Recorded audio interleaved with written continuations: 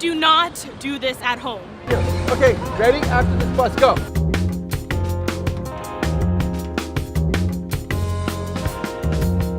I am Nia's mom. I am Nia's mom. If Nia dies, it's not Jordan's fault.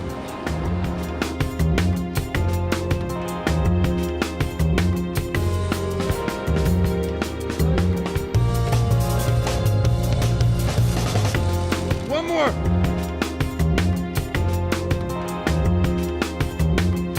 One more. Go. Got it. God, that was gorgeous. Yes! That- We got it. We got it.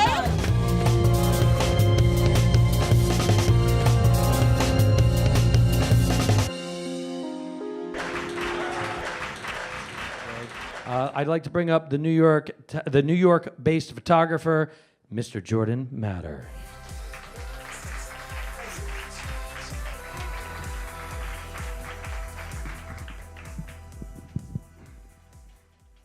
Thank you very much, Michael. Yeah, I did this presentation last week here. So it went well. Everybody loved it. Killed. Yeah, as Michael said, that's been seen over 2 million times. First of all, I just want to say that Sandy Chase also made that. So this is a Sandy Chase night. Yes. And I was thinking about what to talk about tonight. I thought, why is it that that has been viewed so many times? And I think it's because it's about risk.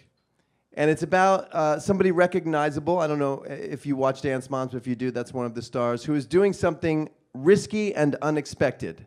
And I know it's about risk because I have other videos of her and other famous people who haven't gone that viral, but I think what happens is we are all seduced by other people's risk without wanting to take any of our own. But to really take back your life, of course, it involves risk. And in order to be willing to risk, we first have to realize that life is short. And I think we all have a moment in our lives when we truly get that life is short and that we have to take a chance. And then that's a seed that we plant, and it grows at whatever pace it grows at.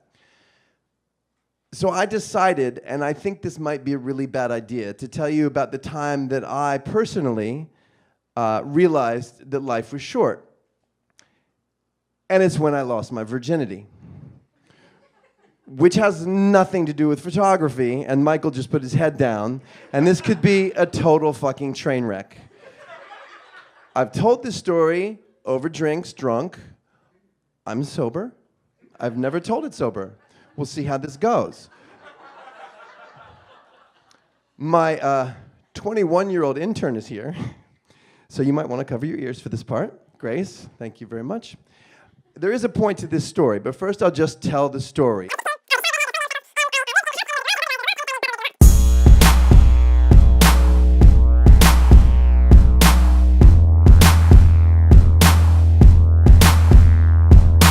And so now we fast forward decades later. I'm biking up the top of a mountain, Cadillac Mountain in Acadia National Park.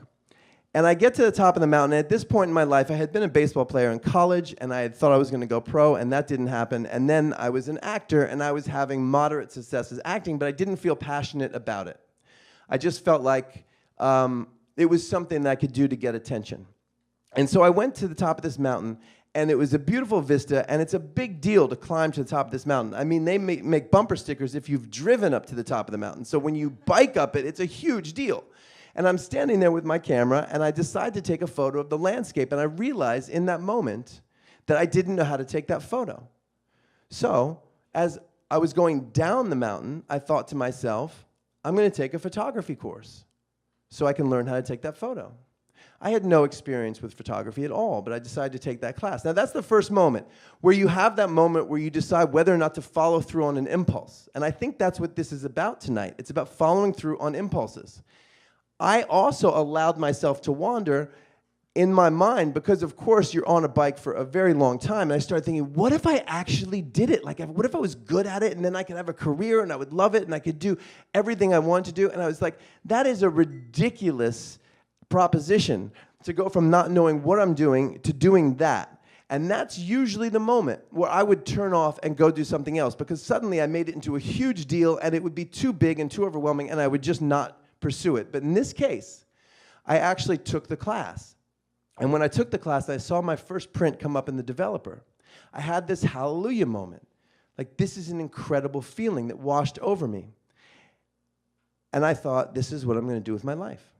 So I started carrying around my camera, and I started taking pictures. You know when you're starting something new and you think, I'm really good at this thing?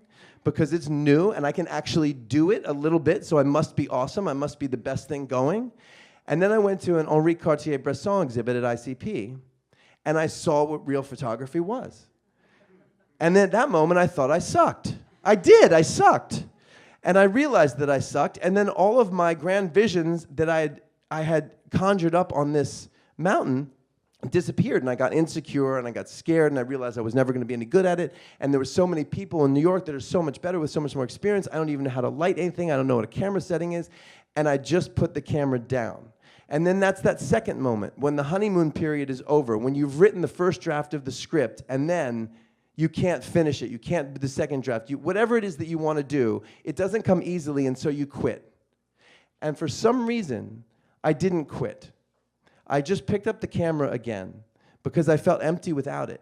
And I started taking pictures again. And I decided that what I was going to do was I was going to learn how to take pictures while getting paid to do it. So, since I was an actor, I just decided what I'm going to do is I'm going to market myself as a headshot photographer. And I came up with this cockamamie thing, which was I do environmental portraiture because I didn't know how to do studio lighting. The fact was, nobody was doing environmental portraiture. So all of a sudden, I was revolutionary. And because I was the only one doing it, people started coming to me in droves, but I didn't know what I was doing. I didn't know how to do it. So I just kept shooting extra film. You know what? I like you. I'm going to give you 5 extra rolls of film. Because 4 of them are going to be underexposed. I'm sure of it. But then eventually, you know, I started to learn, and I started to build up a business.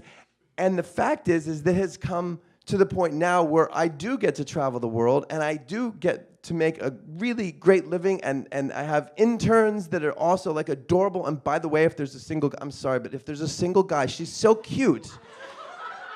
But you have to also be 21, I think. That means she's not. Okay.